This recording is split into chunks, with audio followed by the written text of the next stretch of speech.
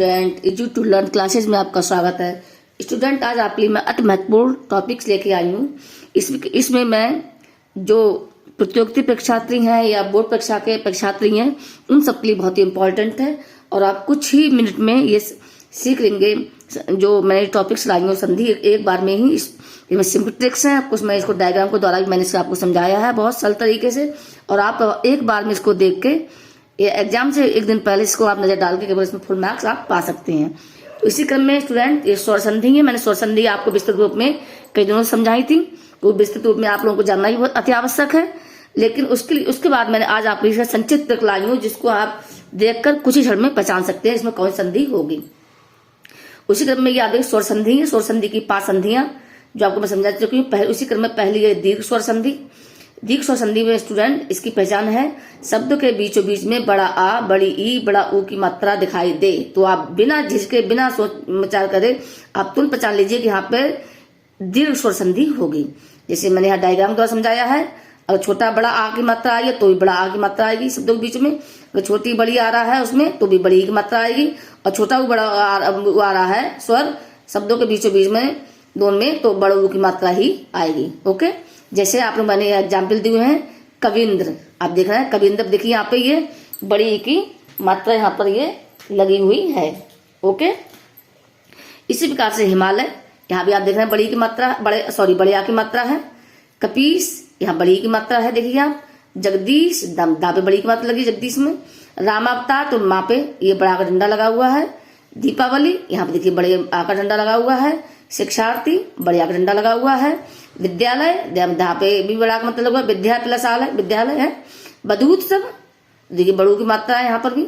गुरु उपदेश, यहाँ पे बड़ू की मात्रा, गुरु रूपे बड़ी की मात्रा रा पे लगी हुई है, गुरु प्लस उपदेश। ओके, तो आप दिखाएं इस प्रकार से आप पे इन सब में बड़ा आ, बड़ी ई या बड़ू की मात्रा लगी है आप शब्दों के बीचों बीच में, तो आप तुरंत बिना जिसके बिना समय बिताए आप पहचान सकते हैं कि इसमें दीर्घ स्वर संधि होगी। उसी प्रकार से स्टूडेंट ये गुण संधि, आप देखिए गुण स्वर संधि।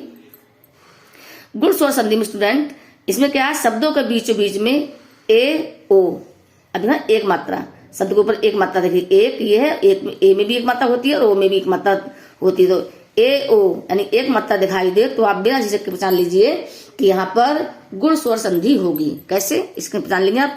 अब मैंने यहाँ पे चार्ट टाइप बनाया है, आप देख रहे हैं ये डायग्राम का। छोटा आ बड़ा का मेल अगर छोटी बड़ी से होगा तो ए आएगा, छोटे आ का बड़ा का मेल ऊ से होगा तो ओ की मात्रा आएगी। तो ए में भी एक मात्रा है, ओ में भी एक मात्रा है।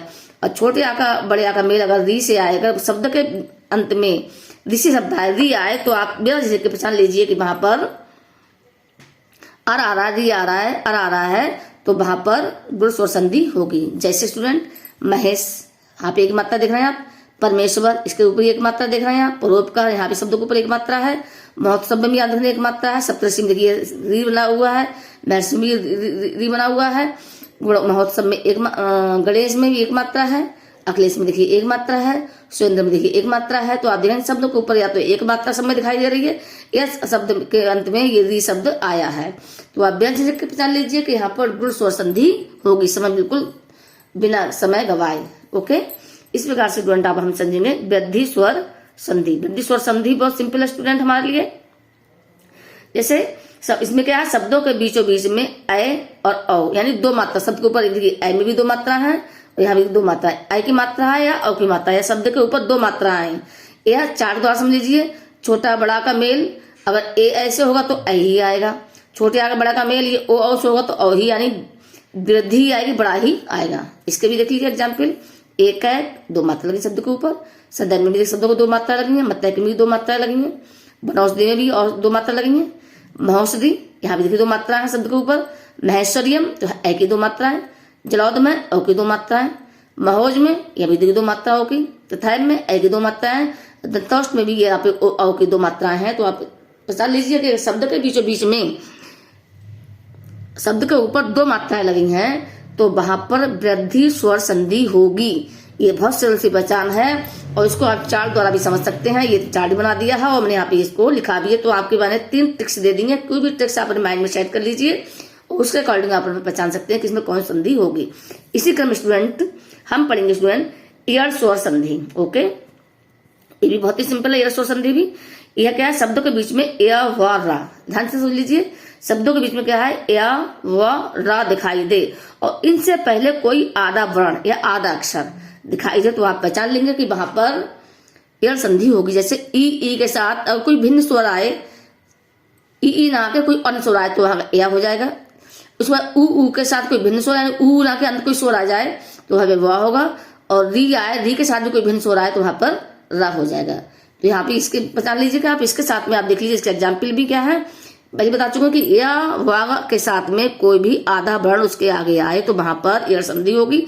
जैसे अत्यधिक, तो देखिए या से पहले ता आधा अक्षर है, स्वागत वा से पहले स आधा अक्षर है, ये मात्रा देश में ता में देखिए रा, तो रा के आगे ता आधा अक्षर है, प्रत्येक में या से पहले ता अक्षर है आधा, पिता देश में भी वही त्रा है, कली या रा से आगे ता है आधा, अत्याचार में भी या से आगे आधा ता है, आधा वर्ण दिया है, आधा अक्षर दिया है, अत्यंत में भी या से पहले आधा अक्षर आधा वर्ण दिया है, इत्यादि में भी या से पहले आधा वर्ण, स्वच्छ में भी व यानी है वा से पहले आधा वर्ण सा दिया है ये, और अति उत्तम में भी या से पहले आधा अक्षर ये ता आधा दिया हुआ है। तो आप यहाँ बिल्कुल बिना झिझक के पहचान लेंगे कि शब्दों के बीच में या व से पहले कोई भी आधा अक्षर है तो वहां पर यात्रा शब्द है तो वहां पर यण स्वर संधि होगी। सिंपल सी पहचान है, बहुत इजी है, इसमें कोई हार्ड नहीं है। ओके स्टूडेंट, इसी प्रकार से हम स्टूडेंट समझेंगे। नेक्स्ट स्टूडेंट हम अब नंबर 5 अयादी स्वर संधि पढ़ेंगे।